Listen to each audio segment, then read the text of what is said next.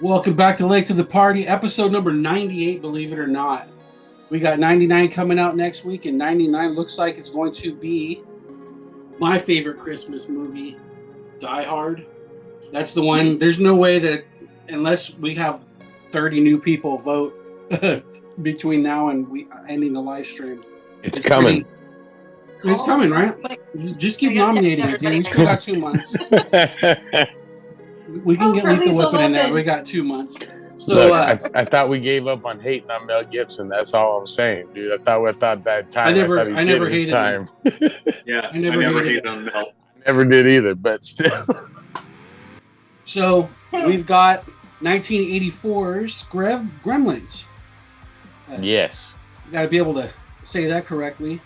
So 1984's Gremlins. This one had an 86 on the tomato meter, 78 audience score. This is 1984's movie. Starring Joe Dante, Zach Galligan, Jerry Goldsmith, Phoebe Cates, Hoyt Axton, John Louis, John Ora, Corey Feldman, Jonathan Banks, Judge Reinhold, Francis Lee McCain, and Dick Miller. Good times. Did you guys catch the famous cameos? Yes. Well, at least one of them we caught. Who'd you catch? Steven Spielberg. There it is. That's the most famous one. But did you see what happened before Spielberg showed up? Did you look into the right? Did you see what was back there? I'm around too. John's like, wait a minute. I didn't notice that the first time that obviously we when I had was to a back kid. it up and then watch it again. Neither did I was like, well, is that the fucking time machine? And then it fucking disappeared, and I was the like, robot? No, the robot from Lost in Space too. Yeah, I saw that one too. Robbie the robot. I remember that one, but I did not remember the time machine. Like, I was looking and I go, what the hell is that back there? And then it disappeared, and I'm like, that was a time machine from H.G. Wells. I was like, holy crap. People are like, what's going on? Like, where'd it go? I was like, he had a multiverse before there was a multiverse. So correct me if I'm wrong. First of all, Spielberg movie. It's amazing. It's an all-time classic. And correct me if I'm wrong, but was this not the first movie to get a PG-13 rating? It's the movie that made them get the PG-13. So they had a PG rating, but because of this one and Indiana Jones and the Temple of Doom, they said now we need to have. I remember discussing that when we watched. Was it? Yeah, Indy's like the first Raiders, one. right? But yeah. So that'll be because coming up because of the heart scene and shit like that when he pulled out the heart. That's right. You betrayed Shiva. Oh, good movie.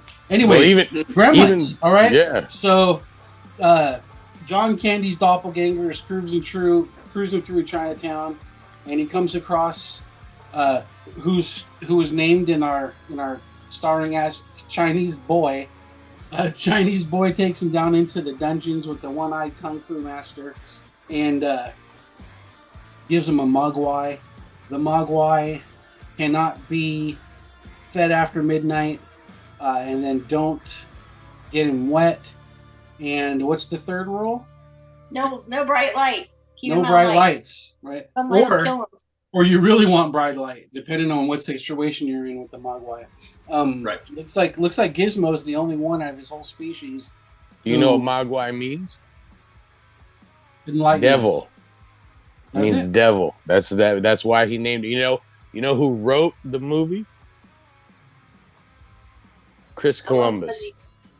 Oh yeah, I did tell you that. Christopher Columbus. This was Chris Columbus's first movie he ever wrote. His first one. Yeah, and he said in a real funny interview, he goes, I went to the library because I had no idea what the hell to call this thing, and I looked up the definition of devil, and it was mogwai. So that's why they're called mogwais. I was like, oh shit, that's pretty cool. I never knew that. So yeah, he had like a bunch of like bombs or something. Him and another Rob guy, the two of them were always partners, and they had bombs. And then all of a sudden, Spielberg saw something that they did, some stupid like side thing, and he's like, oh, I want you to write this. I liked his bombs, dude. The ones he was talking about. One's called the Heartbreak Hotel. It's about these kids who kidnapped Elvis and shit, dude. I thought it was funny. Like, I liked it as a kid, but I never rewatched it though. I don't think I'd sit down and watch it again. But I didn't think it was that bad.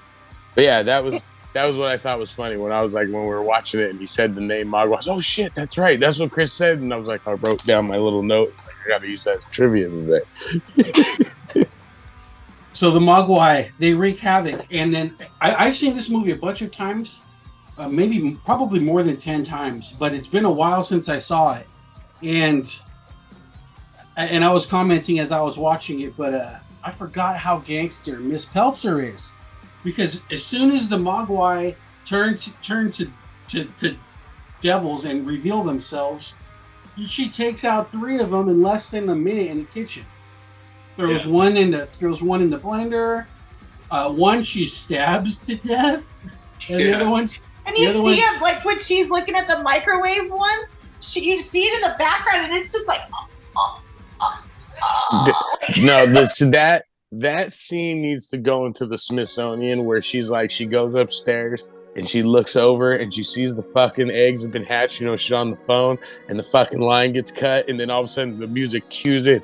Do you hear what I hear? Yeah. She gives that fucking turn like that. Like, it's a Christmas song. You know what I mean? It's like supposed to be a happy song, but they literally turn like, look, dude, Fuzzy's hair is standing up. To this day, if I hear that song, I will look over my shoulder just like she did. Just, oh shit, the shit's going down. like that is one of the dopest scenes. And then again, she turns into fucking Ripley before Ripley was Ripley. You know what I mean? She fucking grabs the knife she has. She even turns the goddamn thing into a shield, dude, and fucking stabs the shit. I was like, fuck yes, dude. I don't want to ever hear that there was never women represented, because that was the mom right there. She was making fucking cookies. That's how it was in the 80s. She was making life. Women were not weak.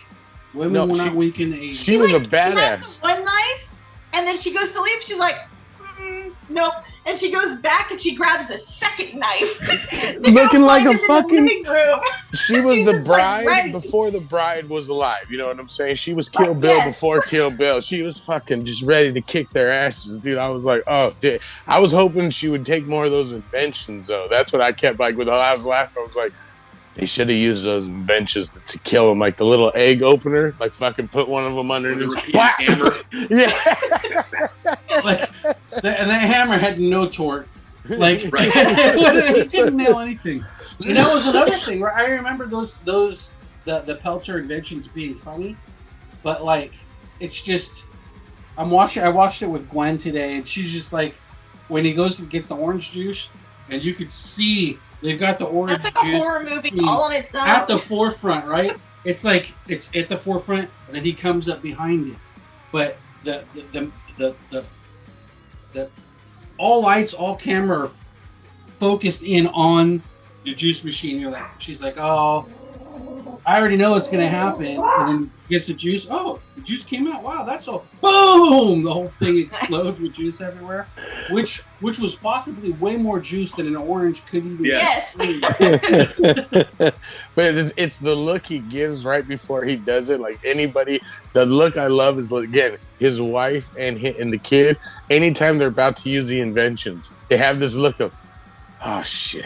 All right. You know, when the husband's calling and she's trying to use the fucking thing, and she's like, "Hello, fuck!" And she puts it down, picks it up, and then you didn't hear him say it, but he's like, "Are you using the thing?" He's like, "No, I'm in the other room." Like, totally like. Exactly. I came from the living room. I knew that. I was like. This movie, I know I know it's rated PG-13, so it was kind of like supposed to be like marketed as like a family-friendly horror kind of movie, like Christmas movie. But as a kid, I thought it was cool because it was little monsters and stuff. Like I had like the Gizmo like action figure, and I had the Gizmo like eraser. And I had the Gizmo like slippers. Remember in the 80s where it was like the slippers and it had like the head of whoever? Like my brother had a crocodile. I had Gizmo. Like Gizmo was like my jam. Like I had Gizmo, my Gremlin lunch pail, the old like, whatever. And I think as a kid it was kind of cool because it was just like, it was a monster movie that you could like see and it wasn't super scary. Yeah, I had Gizmo like stuffed animal and stuff. But anyway, I think I missed a lot of this as a kid that this actually is more. I got more out of it now as an adult than I ever did as a kid. As a kid, it was just kind of cool, like Monster Squad, or like, you know, like this was like the bridging, you know, to like the scary movies, to like Critters, to like Ghoulies, to like something else. It even had like, it almost wanted to have like a what was that? What was that Christmas movie we watched last year? It's a Wonderful Life.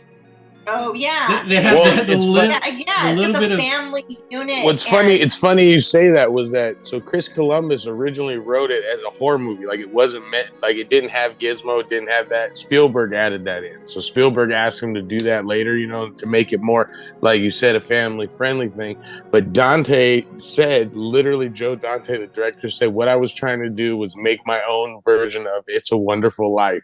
I wanted. That's why we shot it on the sets. That wasn't a real street, you know what I mean? And they wanted to make sure that that when you're watching it, like how it starts, you know, he's walking along and you got the fuck, hey, how's it going? You know, blah, blah, blah. And then it had that feeling too. Exactly. I even said that to Josh. I said, this is like It's a Wonderful Life. and that's what it was supposed to feel. And that's, again, like that whole thing I always talk about is that you can take anyone down any crazy fucking, you know, thing. Like, think about it, okay? As I'm watching this, okay, again, I love this movie. I'm not trying to nitpick it, but I'm going to just explain this. What is ice? Water. Josh said the same thing, water. I'm like... Why are they running in the snow? Why aren't they popping out as he's running through the fucking snow? I didn't, you know, but again, I'm with it. I'm just rolling with the movie. You know what I mean? Let's play along. You know, maybe the water has to be liquefied and shit. And then the other part that made me laugh is they're drinking beer. Isn't that considered kind of liquid? It has to get them wet, right? It doesn't say stay away from water. It says don't get them wet. So ice, what happens? Unless it's melting on you, it's not going to get you wet. But what about the one gremlin that sneezed the beer on the one gremlin's face? Why didn't he shoot out a fucking gremlin out his nose? I mean, again, I'm not trying to talk shit. I'm just saying, you know, like that's how what that does. So because of that beginning where we're in that real world, we'll go anywhere. We'll follow them anywhere. You know what I mean? That's how we can go to space. You know what I mean? Like we can go to fucking and go on a ride. So Dante is a king at doing that. You know, he made fucking Piranha, the original, you know what I mean? And shit like that. Like that's, you know, that's what I love about that guy. So yeah, this is a fucking great movie. And it's funny you said that because you got what he was trying to do was make a wonderful life. Like that was his version of it. But then he just was like, and then monsters come out. You know what I mean? And they were saying, the part that got me, I was like, dude, I never thought of that. But the famous Phoebe Cates sequence, right? The monologue that she's giving about her dad. You know, isn't this supposed to come here? That was supposed to be a joke. That was supposed to be a joke. That was meant to be a joke. And they were like, she gave that. She was supposed to say like psych at the end or something? No, like, but like the way it's an urban legend. Right. That's what it was. It's like I was telling Josh, I said that's so funny because this was an urban legend. I always knew a friend of a friend of a friend who this happened to their dad, but I never, you know what I mean? It was like the razor blades in your candy and your apples and stuff. Right. Halloween, right. And this was like an urban legend that just got like dumped in there, and I was just like, oh, this is so good. And that's another scene you watch and you're going like, dude, they did that to like make it like, you know, like, oh shit, like this, you know, this poor girl has to deal with 2 fucked up Christmases now, you know what I mean? That was like, rough. I'm like, I go, that was supposed to be a joke? Josh has been biding his time. I'm gonna pull the string. No, I obviously, you know, it's a classic. I enjoyed it quite a bit. My only caveat is I think it was far more campy than I remember it being. Now, I mentioned before the show to Nate that I think it's probably been over 30 years since I've watched this film. When I was younger, you know, like high school and before, I probably watched it fairly regularly, but I haven't seen it in decades. And I had memories of it from, you know, as a kid, of it being like extraordinarily violent and borderline scary. And there were no points in this movie where I felt even a twinge of any of that kind of stuff. Well, we're like 9 when it came out. Not even the scratch on the hand, dude, when he went for the apple. Like, you know, that was spooky. No, I feel you. Like, it was just everything seemed tongue in cheek, you know,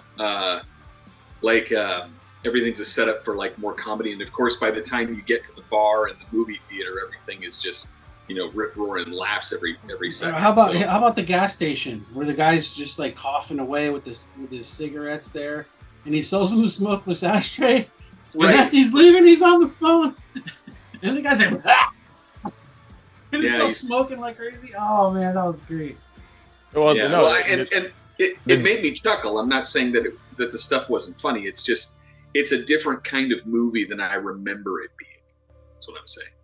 Well, it's in the 80s is the one thing I miss about the 80s movies is that they always made like horror movies for kids, like legit, because that's what it was. It was like Liz was saying, it was meant to be like a scare, like that line you right before it becomes a scary, super scary movie. So that's why I think when we were younger, we thought it, you know, it was like you look at Lost Boys now. You know, I remember that movie scaring the shit out of me as a kid. You watch it now, and I'm like, this is like a rock concert, dude, from the fucking 80s. You know, everyone's got the coiffed hair and the fucking even the vampires. I was like, this is the Twilight of the fucking 80s right here, dude. It just needs a werewolf and shit, you know. Like, and I love it. I still love it to this day. You know what I mean? But I remember that being fucking way scarier than that back in the day. What's your favorite scene, Fuzzy? And Gremlins, well. Dude, like... Think about it. Yeah. My favorite scene, when they rigged Deagle's chair to go around and throw her out the window. It was great. It was great. And the funny was that Stripe knew who Deagle was. Deagle. Like, and it's like they come in there with like something like the memory of their predecessors. They're instantly cognizant of where they are. They don't really need too much time to develop. Anybody else? Favorite scene?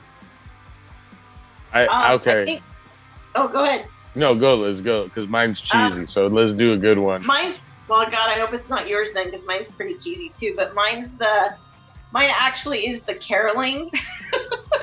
Because, I mean, you know what I mean? Like, she gets all pissed. She's like, oh, stupid carolers. And but the setup is, it's part of the Deagle thing, but not where she gets thrown out the window, but the start of it, when she comes down and all of her cats are named, are money. Named after money. Drachma and dollar bill and old dollar bill and stuff like that. And I was like, oh my God, I would have never caught that as a kid, but as an adult, you're just like, oh, that's awesome. Because she's all about money and everything. But she's like feeding them, and then she hears, oh, those stupid carolers, I'm gonna go. And it looks like she's gonna do like the boiling oil over top of them, but she opens it up and they're all just out there. Yeah, if she's gonna throw water on them, that would have been way better. If I actually got the water to them. I know, but it has that like that feeling like in the, you know, this, you know, in like classic scary movies where it's always like the villagers with the pitchforks and the boiling water on like that kind of thing. Like it seemed like it was going to be like that kind of a moment, you know what I mean?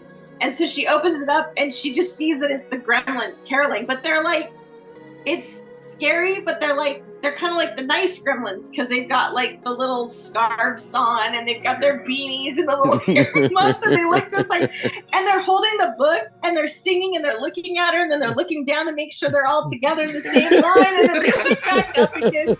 I mean, it's little things like that. Like I like that scene really sets it up because that's before I think the bar scene. Yeah. So you don't see how like, and that's your first kind of like glimpse besides Stripe. Their intelligence, like they're actually smart. I mean, they know, you know what I mean? They're still little monsters, but they're smart. They know how to get into that guy's tractor and like start it up, you know, and do all the little things. And at the bar, you know, you see the variety of who they are and what they're doing. They're actually smart creatures. And I never picked up on that as a kid, but that's the first time you really see how smart they are. But they're still like kind of cute and kind of funny and mischievous a little bit too, but they're really deadly at the same time. It's just, I think that's like I love that scene. I really do. Plus we watch it, the 12 hours of it at Christmas time on the screensaver. We did that last year for my dad. We just put it up there just like, yeah. For 12 hours straight. It's great. Sorry. Oh, Well, so I have two, but like they're have no gremlins in it. Like that's the part. So like the one I said originally, where you hear that fucking song, do you hear? And she turns that still frightens me to this day. I was sitting here midday, and that scared the shit out of me. I was like, that's one of my favorite scenes of all time. But and again, this is the cheesy one. It's the scene where he asks her out. Because to me, because when we were talking about like life is beautiful, like that's the moment right there where like you think your hero's about to do everything, and the fucking gremlins come. You know what I mean? They just ruin his fucking day. So it's like it's that last like taste of that chocolate chip cookie before you have to fucking eat, the terrible fucking thing that's about to come at you. So I just love it, and it's not super cheesy. It's almost, you watch, you're like, oh, it's cute. Like, you know what I mean? Like, there's movies that play it up too high to where you're going like, okay, dude, come on. Like, he's going to ask her out. Oh, no, but the way he does it, and maybe it's his voice too. Like, he's just all soft, like that. So I'm like, I love that scene. So those are my two favorite scenes in the whole movie. Josh? Yeah, it's hard to pick one individual scene. One of the things that I was really impressed about this movie is, even though I said earlier that I thought that it was a lot more campy than I had recalled, it reminded me a lot of watching Monster Squad, just that kind of like same vibe. But the thing that I appreciated about it is that even though it has that campy feel, the kind of writing that is involved in Gremlins, you don't really see it in a lot of movies these days, because one of the things that impressed me was that there's a lot of setups and payoffs. That when he comes home and the swords keep getting knocked off the wall, they have to keep hanging it up. And then, there's a scene where he uses it to decapitate a gremlin. And, right. And then, every time... Well, you're not thinking where to get a sword from, because it was there. Yeah. Right. That's right. So you have all of these things where you see them, like, there's like a kind of a brief focus on it in the background. It happens with the... when they eat after midnight, it focuses on that clock twice, and the time doesn't change, which is tipping you off that something's wrong. And the payoff is he finds out that the wire's been chewed through. I think there's a similar payoff in the department store at the end, where they notice over the garden area the shades that come up. You know what I mean? And then that ends up getting paid off. And of course, there's payoffs throughout the whole movie with Peltzer's, awful devices. You get the setup at the beginning where he's trying to sell it to the old Chinaman, and it doesn't work at all. And you just get the feeling that none of these inventions are worth a damn. And it, pays off with the orange juicer. It pays off with the telephone. It just like everything that smokeless you ashtray. Right. Well, even one of the best payoffs too is the guy with the snowplow. Because he's the one he's telling you what they are. Gremlins, you know what I mean? Like, he's like, and he sounds like that crazy old man that we've all heard about for years. And then all of a sudden, I love that line as it's coming through. He goes, "There's a gremlin in my truck." Like he's like, "Oh shit, they are real!" Like I love that. Right. Well, yeah, and it was the American snowplow that got him. That's right. That's right. Well, it was the American. It had the foreign parts in it, though. Yeah, that's why it was in there. But I mean, what's funny about that couple and that scene is that they don't when die. You watch the sequel, they pay off. Their payoff is the sequel. Right. Like, yeah, they have that thing, but then they're in the sequel, and you're just like, that's perfect. What happens with them is perfect in the second movie. Like they're extra there, and even the wife is like more. She's not just like it's you know what I mean? Like she's the Mrs. Peltzer of that movie. There's only one Mrs. Peltzer, dude. There'll be only one. Like Highlander, dude, there's only one Miss Peltzer. I put her with Ripley up at the top, dude. You know what I'm saying? Just pow like that. She is badass. With the mom from Poltergeist? I have one question. No, she whines a lot, dude. The mom from Poltergeist? Yeah, dude, that's my baby's mama, dude. Don't talk about dude. Poltergeist, like the only one which everyone laughs at me. The only one I like is the third one. That's the only one that scared the shit out of me. Was the one they're in the hotel. That's the one in the like apartment building. Yeah, it's like the hotel and stuff, Yeah, the dude. big Like, hotel. I would look to this It's day like when the I'm game in a of parking death. lot. It's like the game of death of Poltergeist because they take all the snippets of her where she's alive and they just kind of put it together. Yeah, it's brutal. All right, it was like the first Crow. Before we digress into Poltergeist, let's get into buckets. This movie for me held up really well. It's an all-time holiday classic and favorite. Within once every at least 3 years, I got to catch it on holidays, along with some of the other ones we'll be going through this year between now and New Year. So this is definitely for me a 10 bucket movie for sure.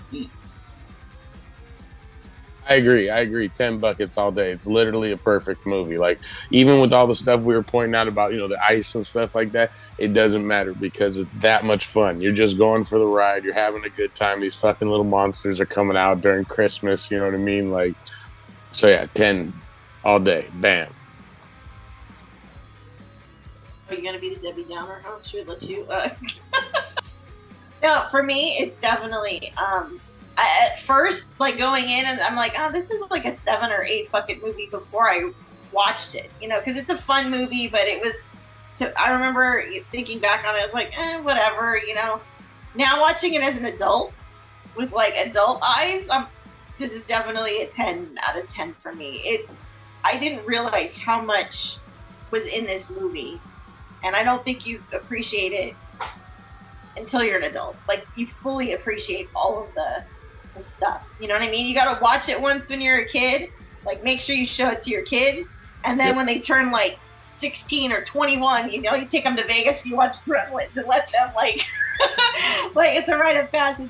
Make them watch it again, and I think they'll appreciate it. Oh, that's a crappy movie. We got to watch that again. And I'm like, nah, dude, watch it. I'm definitely going to show my nieces and nephews about this one. Gwen loved it. Gwen loved it for sure. All right, so thanks for watching Collection Connection.